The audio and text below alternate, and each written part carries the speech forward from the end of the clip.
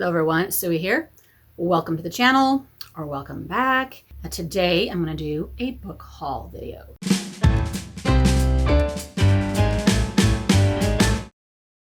This last week I've gone to two bookstores. I'm highlighting them both on the channel. One of them is up already, one of them will be up later on.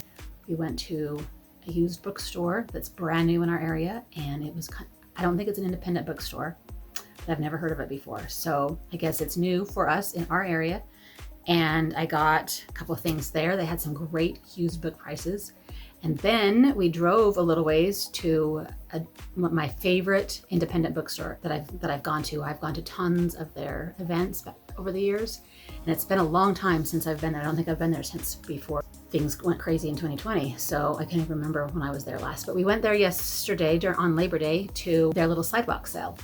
They didn't have a whole ton of books, but we still found some stuff that was fun, and I ended up with a little pile. So I'm going to show you what I got. Let's do first one store and then the other. How about that? Okay, so when we went to 2nd and Charles, this is the new used bookstore. Well, it's old, it's new and used. This brand new bookstore, 2nd and Charles. It's a brand new bookstore that just opened up last week. And so I got A Court of Thorn and Roses by Sarah J. Maas. I'm pretty sure everyone has read this already. I feel like I'm a little bit late to the train. I guess it's about time I read it and decide for myself what I think. This one I got for $4.25 used at 2nd and Charles, and it looks completely and totally brand new. I don't know what's wrong with it. But anyway, so I don't know where they get their books from, but their used books don't look very used. That's for sure. There's a few maybe.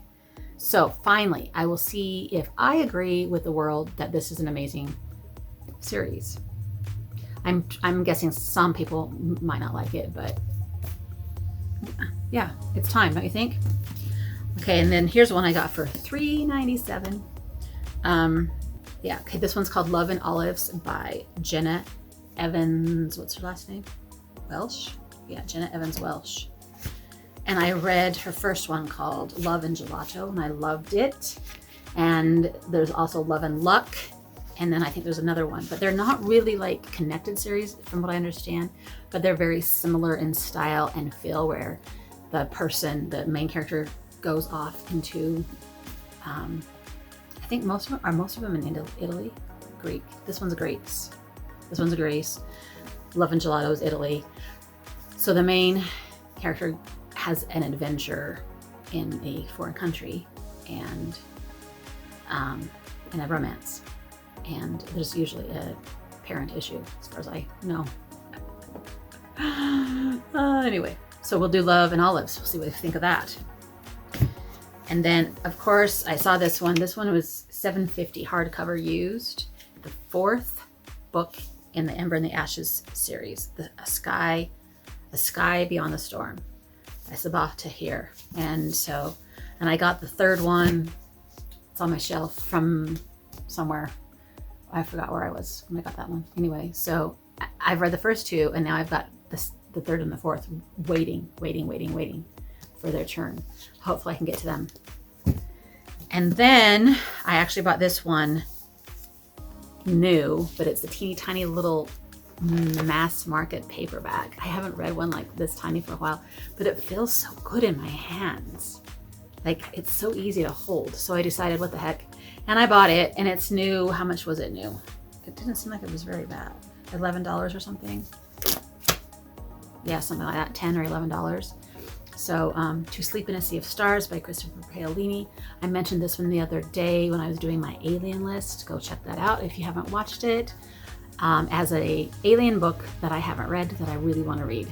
So I'm excited about this one. I think the 2nd book has already come out because I saw it there in the new arrivals at that bookstore the other day. So I hope I like it. It's huge. I get intimidated by huge books these days because they take me forever for some reason. Anyway, I'm really excited.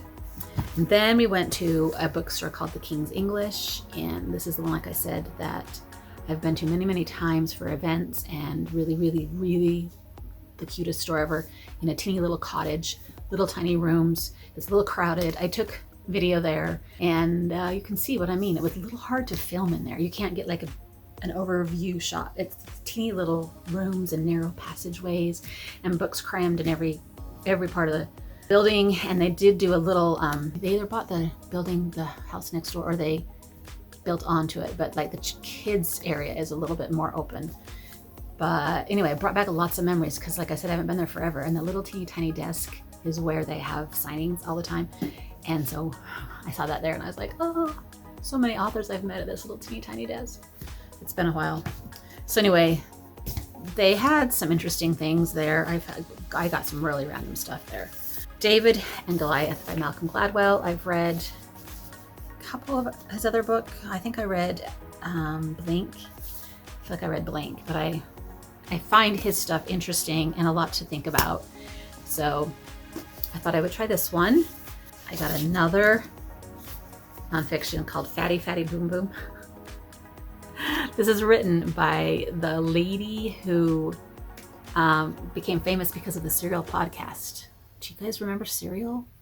Oh my gosh, I was so into that, and everybody I think was. And so she was on that, and this is her memoir, a memoir of food, fat, and family. Now that sounded like something right up my alley. So we'll see what I think of that one. Hopefully I'll get to it sooner than later.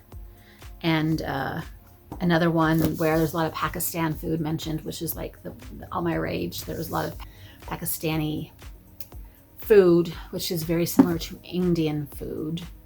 I don't know if they're completely the same. I'm familiar with Indian food, but not with Pakistani food. But some of the stuff that was mentioned in All My Rage seemed familiar. So I don't know.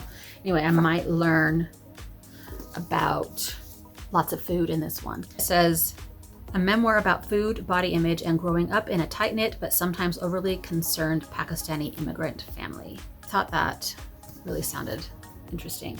The whole coming to terms with eating, because being part of a family just always means there's lots of eating. So if you're worrying about eating, but you want to be part of this family, I mean, it doesn't matter if it's Pakistani or any other family. It always revolves around food. So then you always have to come to terms with eating, family events, and your body image. I think it's going to be interesting. And then I saw this one, Library of Souls by Ransom Riggs, which is the third novel in his series. And I have read the first one. I have the second one. So I might as well get this third one. I haven't read the second and third one yet. So, and this one actually signed. Yeah, nice. These are fun books, really different. I don't know if anybody's read them. And then I saw this one, Falling for Korea. I had to get it, I'm sorry. Piper Jean, and I think this one is self-published, but it sounds really fun and good. So it's not a K-pop per se, because I don't think the dude is K-pop, but she goes to Korea and hanging out with this family, friends of the family or something. Godparents. They're her godparents. And they're really wealthy, and they expect the son to kind of take her under his wing and show her the ropes of living in Korea. And he is like, no way, I am not doing this. Why are you making me do this? This is what I'm getting from the back. And so she starts hanging out with a different dude, and then that's when the first dude is like, wait a minute, pause. Maybe I do want to hang out with her. So it sounds fun. Falling for Korea. Piper Jean. All right.